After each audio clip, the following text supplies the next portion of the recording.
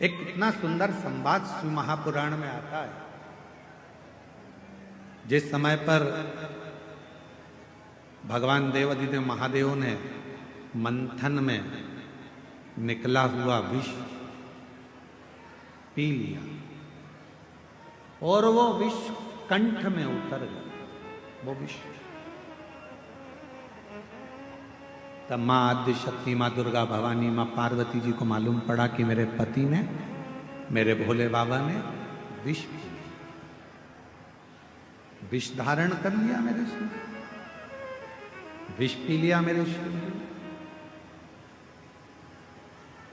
सहन नहीं हुआ माँ पार्वती से कि मेरे भोले बाबा, एक तो शिव भोले, भगवान शंकर बड़े सरल सहज। अच्छा एक बात और है, जो बहुत सीधा होता है, बहुत सरल होता है, बहुत भोला होता है, गाली भी उसी को पड़ती है, अपशब्द भी उसी को कहे जाते हैं, ताने भी उसी को दिए जाते हैं, और लोग जो बोलना है काम भी उसी से कराओ, अपशब्द भी उसी से कहो, ताने भी उसी को दो, सब काम वही करो। जो बोलने में बड़ा एक्सपर्ट होता है वो तुरंत पलट के जवाब दे देता है, हमसे फालतू बात करना मत ही, नहीं तो हमको देख ले।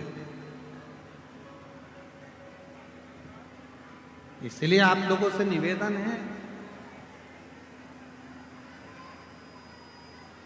भोले रहो भोले के सामने, पर कभी कभी मां जगत जननी का रूप भी तुम्हारे अंदर होना चाहिए।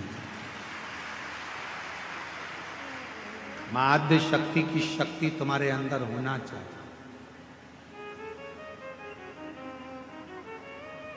कभी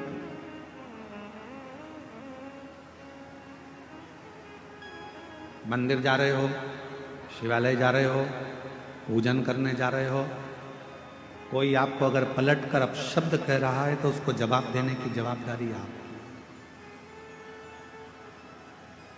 ठीक नहीं है।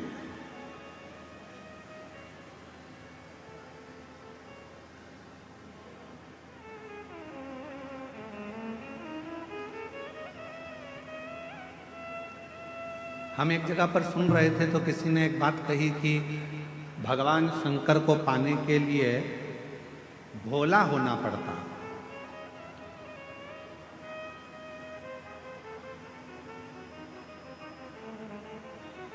भगवान देवादिदेव महादेव को पाना है तो आपको बहुत भोला बनना पड़ेगा।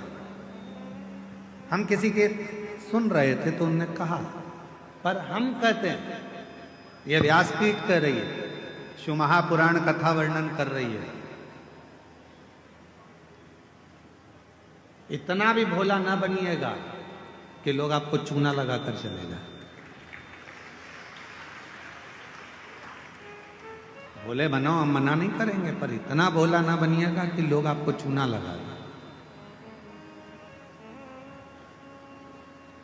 भजन करो, स्मरण करो, शिव मंदिर जाओ, सत्संग करो, शिव की भक्ति करो, मना नहीं है, पर ये भी नहीं कि लोग हमको पागल समझ लें या हमको चूना लगा कर चले जाएं, ऐसा भोलापन।